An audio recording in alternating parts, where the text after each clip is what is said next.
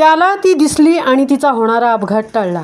मोठीजुई गावातील हिमेश नावाचा तरुण मुलगा आणि चिंचपाड्याचा विपुल केणी पनवेल येथील करंजाड्या आरफा येथून प्रवास करीत असताना त्याचे लक्ष अचानक एका इमारतीकडे गेले.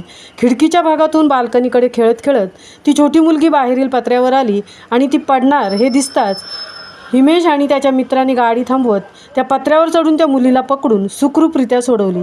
यात आश्चर्याची गोष्ट म्हणजे त्या मुलीच्या घरातील माणसं TV पाहण्यात एवढी व्यस्त होती की आपली चिमुकली कुठे गेली याचं भानसुद्धा नव्हतं. हा प्रकार घरातील माणसांना समजल्यावर त्यांना धक्काच बसला.